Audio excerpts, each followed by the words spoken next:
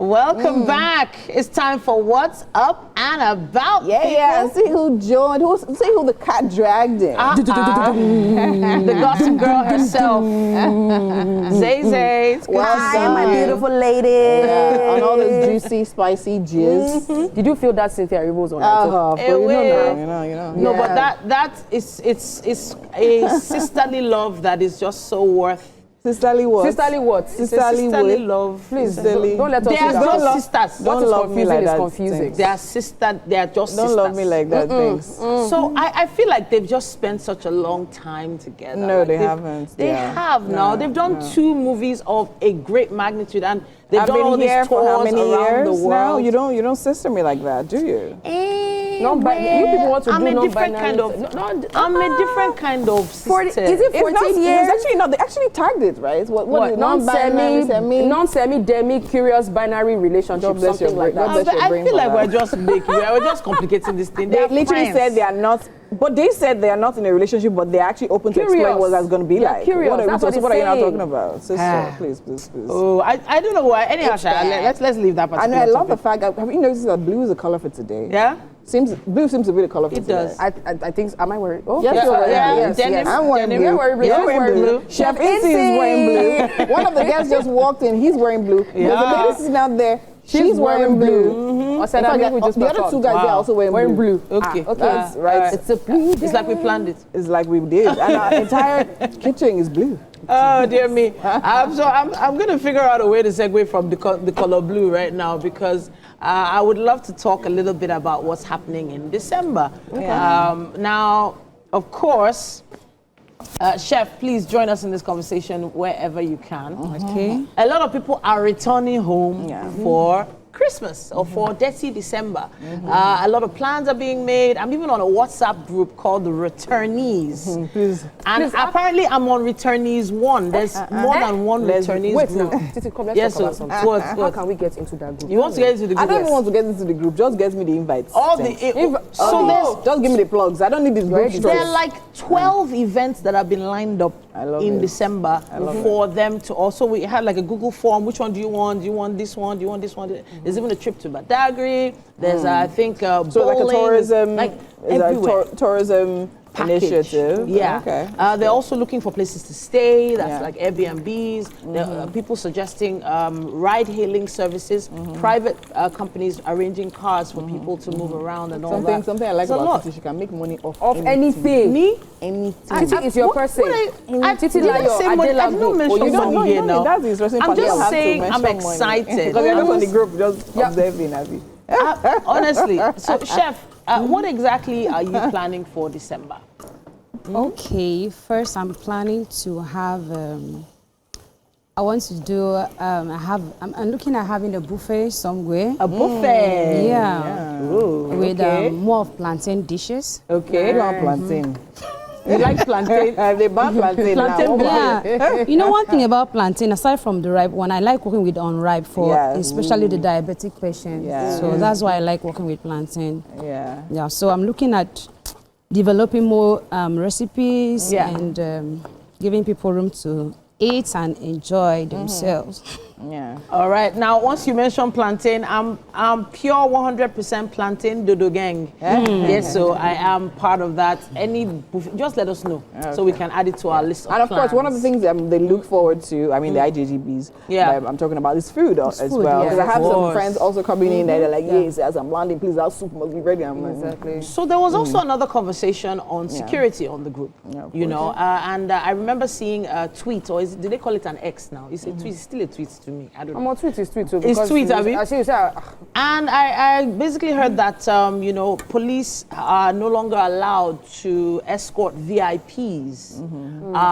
so it's not like they're no longer allowed. Now, based on the security issues in the country, they're being pulled from automatically escorting their primary people before. But however, they can now apply, that's the VIPs now, can apply through, I mean, there's going to be a process where they can apply to get the police if they have a special occasion, and of course. But then again, the interesting part of this is that this is not the first time we've had things like this happen. Yeah. And I think it's very important. I love the fact that the government is being sensitive about this, but this particular one is coming straight from the mouth of the president now. Sure. So we actually would love to see how much that's going to be implemented, because that's actually one thing to say, it's another thing to actually get it because implemented. I'm thinking about it, this December, when people are moving around with large amounts of money, groups of people, they're definitely going to have escorts. And it's been, I don't want to use the term, okay, it's been abused, to be honest. Everyone and their uncle's family friend has an escort now. You wonder who is actually policing the streets. Exactly. You wonder who is actually taking care of security of the average person who cannot afford the 100 or 150,000 naira that it takes to get a full-blown mopo plus gun to accompany you across Lagos back and forth. Now, not to say that, you know, all of these things are on the negative side. Some of them are for legitimate reasons. There's some specific figures that require this sort of security. But I'm thinking about people coming back from abroad who just averagely think, oh, don't worry, I'll just sort one police guy to follow me around. It's already become a mindset. It's become like a lifestyle, and I think we really need to sort of edge away from that. So now, I like the fact that you're saying, I love the fact that you mentioned, I don't know, Zainab, do you have, I mean, what do you have to say honestly, I mean, one thing, you know how the whole projection when it comes to Nigeria, that a lot is currently going on now. There's a state of, we're literally in a state of insecurity with everything going on in the north, and it looks like it's already festering to the south, the north central, the southwest and stuff like that. So people are already on the edge. I'm coming into this country, what am I expecting? You understand? So I wouldn't blame anybody who puts their foot on the ground and say, oh, I need to get escort. But you said something which I really like, is the fact that, okay, what will happen to people who can afford it? What will happen to people on the streets? And I'll always say one thing, you need to also protect yourself. You need to also be vigilant, security-wise. When people step out, when they go for concerts, they go for different things, ensure that you leave on time. If you know you don't have a car, I know how it's going to be very difficult at concerts to get Uber or anything to go back up. Sorry, please and please, you probably should try and be vigilant, because not everyone will be able to afford this kind of lifestyle in this December period. Very true. Okay. So, being vigilant is very important, and this might be a period where, if your estates have meetings, this is the period to have those meetings. A lot of us avoid all these estate meetings. I know I'm guilty of it. If you live in a gated community, to be honest, a lot of these community meetings happen. Now is the time to make sure you're part of the very next one, to know what the plan is for December, because it's a group effort. It takes a village to secure a community. I totally dislike the fact that we even have to talk about, have been able to protect yourself. Do you understand? Because the truth is, whether we like it or not, it goes beyond just protecting yourself. Now, it definitely gets to a point of paranoia where you're literally on the edge every time, thinking, oh, you want to do this thing, you have to rethink it, because, okay, am I safe? Is this person trying to dupe me? It's like, it's crazy and really saddening that we're living in those times and live in a country where you definitely just have to always keep looking out for yourself, because everybody's either trying to get one ahead of you, or trying to, just in the bid of getting ahead themselves and all of that. But then again, something I think is very important that I like to talk about is the mentality, is the orientation. So it's one thing to say, okay, you know what, I'm coming into Nigeria, I'm hearing about all this insecurity that's happening, but I still want to be a part of this in December. I will get myself a security if I have to, right? Then there's now another thing to think about, the orientation of the security guys that are being gotten, right? Okay. Because, think about it. When you actually were enrolled into the military, into the police force, and all of that, what was your oath was to what? One, was it to your pocket? Two, was it to yourself?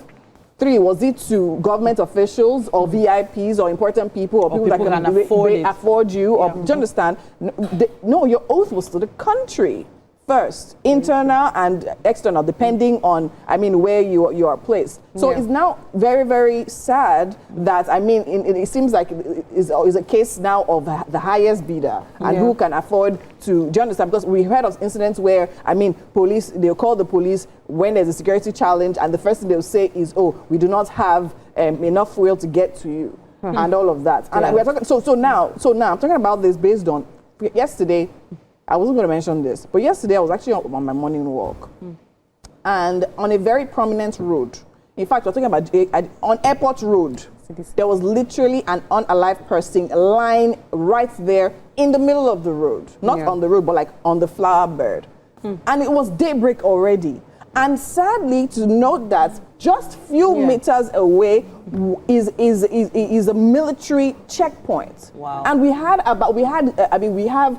cars there and military personnel right there. And just a few, like I had greeted them, just a few meters away. This was around like past 7 a.m. Right there on the road and I'm wondering, there is no sense of awareness, nothing. Or care. Then there's only the fact that even the perpetrators of that kind of evil are not even worried or concerned or even scared that, this is a place of military presence. And those guys are there 24/7. So I'm wondering, what are they there doing? It's actually sad. A few years ago, I remember witnessing something similar, driving past, and I actually made the call. Was it 112? I believe I called, and I mentioned the name of the street, and I mentioned what I saw, and the first thing they asked for was my name, and then I'm like, do I really want to leave my name on a, I'm just driving past. I'm just saying what I saw. Please take care of it. It's a community. It's a residential community. Please take care of it. Children will be passing by. But I believe there's a number you can call if, for instance, you need security and you can give cogent reasons for it. I believe it's NS. So that's the thing, because that's the thought that comes to my mind. NSCDC is the Nigeria Civil Defense Corps. You can go on their site and apply and give cogent reasons why you need all these escorts right now. So I think they want to take it official. You need an escort, go to NSCDC site and try to apply. Left to me for now, please don't need any escorts. The focus should be on guarding the country. Let the country get to a point where we are secure enough, where we don't need to be calling for personal escorts. That is where we need to be. Fighting. But the question now is, are we there? We're not there, but still. We're not there. That's what the effort, my point is, that's what the effort, and I love the fact that the president actually did that to recall them to literally get to their, we cannot be saying we don't have personnel for Sambisa, for Borno, and where these things are happening, and then we have one personnel, because okay, let's think about this, let's pause. Okay, so these VIPs, government officials and all of that, they are employed though, by us to serve us. Then the fact that we have to wrap it up, Winnie. We have to wrap it up, but we'd love to hear your thoughts on this as well. Please use our hashtag WakeUpNigeria on TVC and let us know. We're taking a quick break, guys. We'll be back. Stay with us.